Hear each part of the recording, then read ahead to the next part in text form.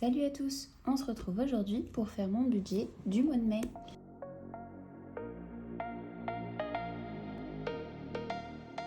Donc j'ai déjà sorti les sous, je vais les décaler, on va faire le budget ensemble et ensuite on remplira les enveloppes. Hop là. J'espère que vous allez bien, que ce début de mois se passe bien pour vous. Alors hop, voici mon planning pour le mois de mai. J'ai rien de bien fou de prévu ce mois-ci. Je vais voir des amis, je vais manger chez mes parents.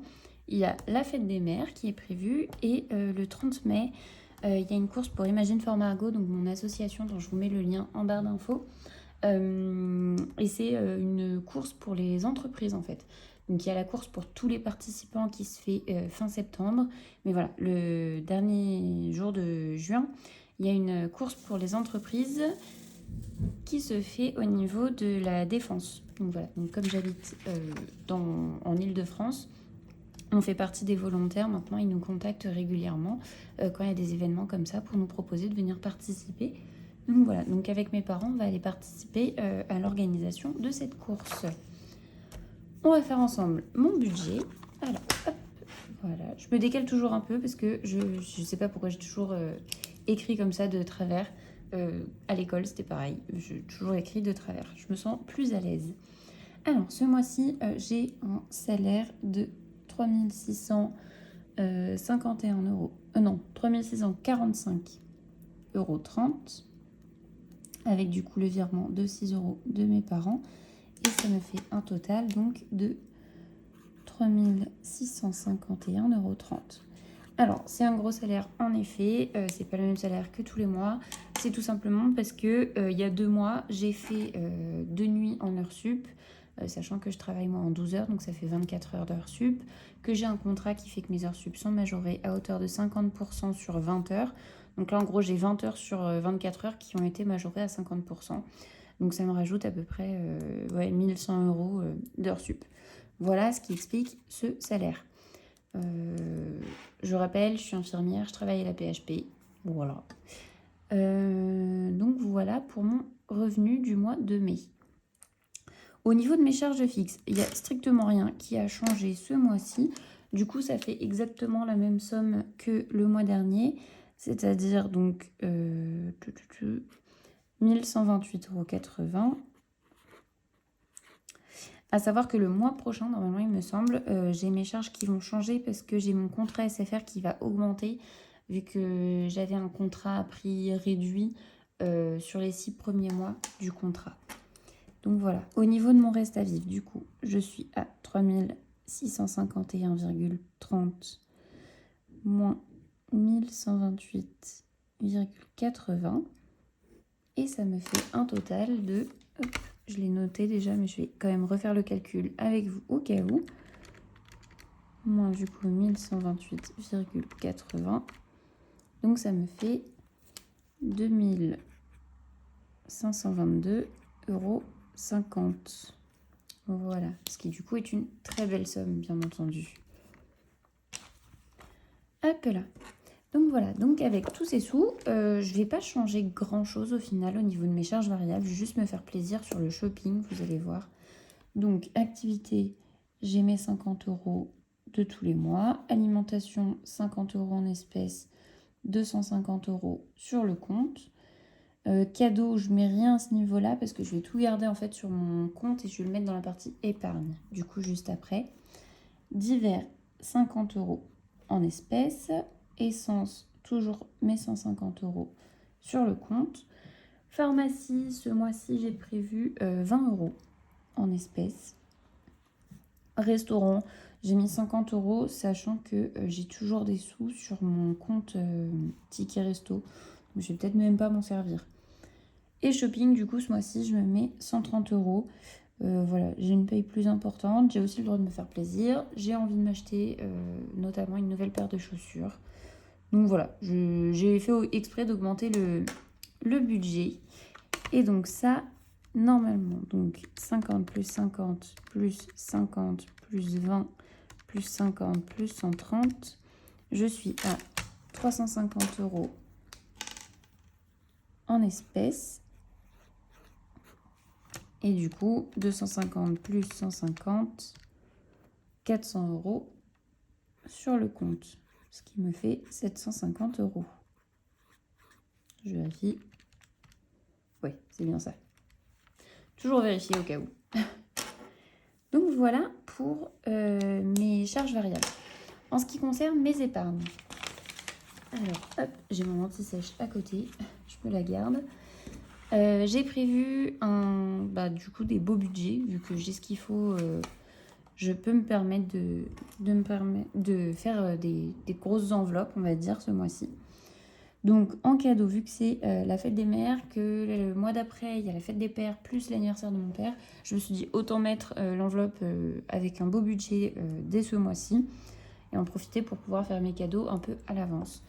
Donc 0 € en espèces, mais par contre je vais mettre 300 € dans l'enveloppe, dont je vais mettre 50 € et là normalement mon enveloppe sera full pour cette année. Dans le fonds d'urgence, j'ai prévu 200 €. Hop. Au niveau des impôts, 190 €. Alors si j'ai mis 190 €, c'est parce qu'il devait me manquer, il devait me rester du coup 10 € sur mon enveloppe. Donc ça permet d'avoir un compte rond.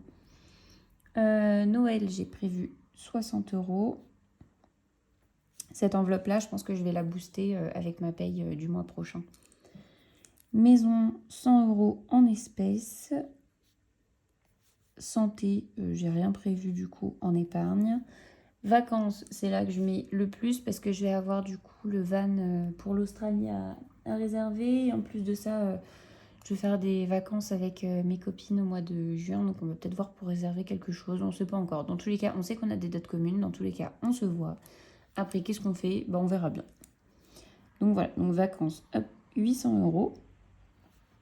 Et pour la voiture, je vais mettre 40 €. En fait, le problème, c'est que j'ai retiré un peu trop d'argent. Je voulais le mettre sur mon compte bancaire comme toutes mes épargnes au final. Ce que je vais faire, c'est que là, j'ai retiré 40 € en trop. Donc, je voulais mettre 40 € dans la voiture. Donc, je vais mettre mes 40 € en espèces.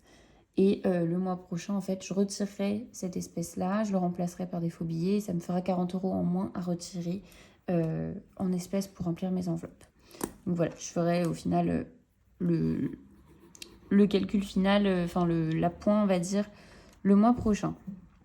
Donc, c'est simple, hein, en espèces, j'ai 140 €.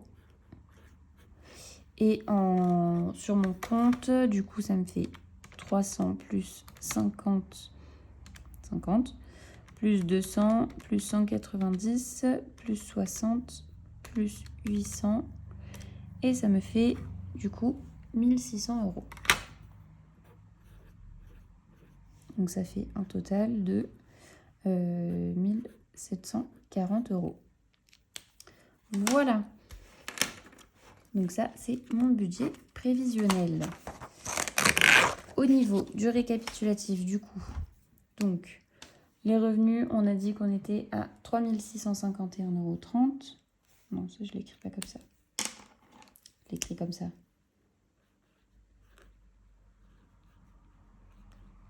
Au niveau des charges fixes, j'ai dit que j'étais à 1128 € et 80 centimes. Mes charges variables, du coup, j'ai 750 €. Et mes épargnes, j'ai 1740 €.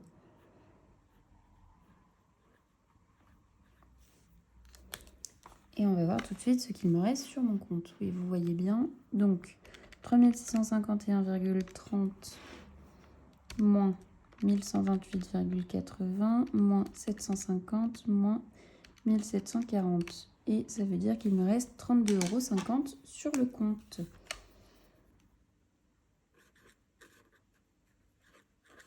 Voilà.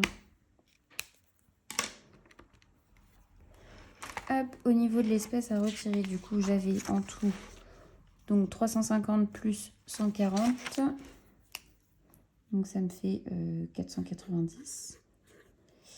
Donc j'ai retiré moins du coup 200 parce qu'il me restait 200 €, comme vous avez vu de la vidéo précédente, de mes enveloppes du mois précédent. Pardon. Donc j'ai retiré 290 € en espèces. Sur mon livret A, du coup, c'est le virement du mois précédent de ce que j'ai pu faire en économie sur mon compte bancaire. Donc, j'avais fait 107 € et quelques centimes. Donc, 107,67 €. Non, c'est pas avec celui-là. Hop, celui-là. Donc, 107,67. Et virement livret Casden, du coup, c'est le virement que je fais de mes épargnes, mais uniquement, du coup, sur le compte bancaire. Donc, j'ai 1600 € à mettre sur mon livret Casden. Voilà. Donc, ça veut dire que là, en début de mois, j'épargne déjà 1600... Non, j'épargne 1740 €.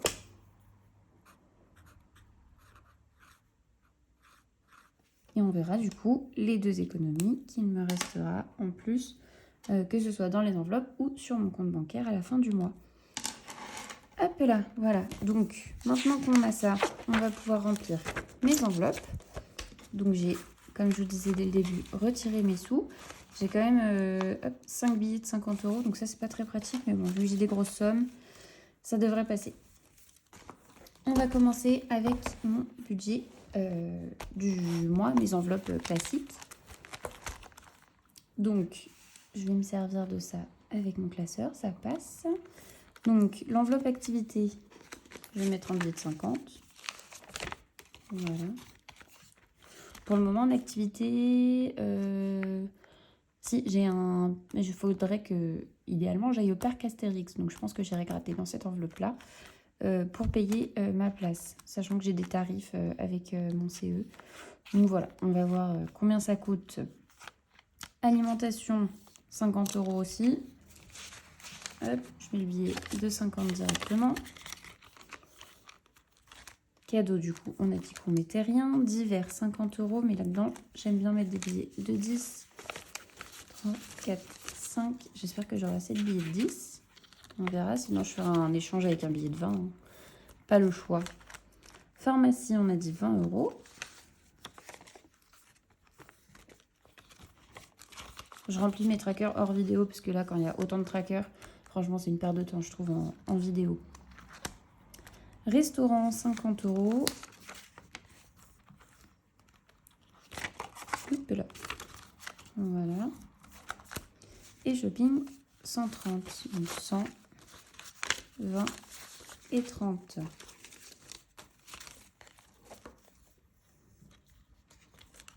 Voilà.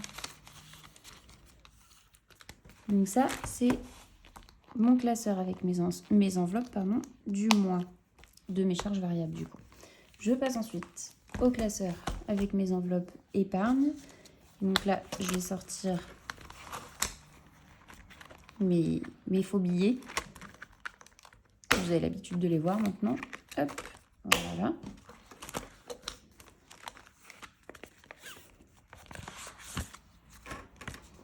Donc, dans l'enveloppe cadeau, on a dit qu'on mettait 300 €. Ces petits billets verts. 1, 2, 3. Voilà. 300. Dans l'enveloppe dont je mets 50 €. Petit billet jaune. Fonds d'urgence 200. Ah bah j'ai plus de billets verts. Bon, bah ça va être qu'un billet de 50 du coup. Voilà.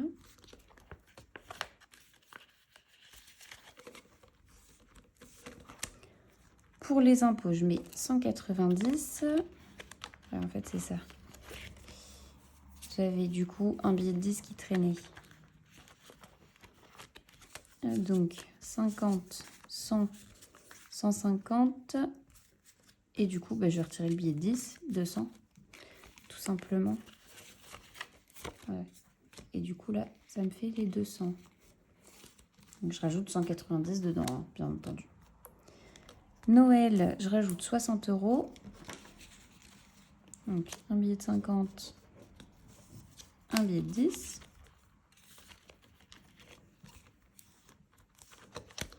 Maison, du coup, je mets 100 €. Donc, 2, 4, 6, 8, 10.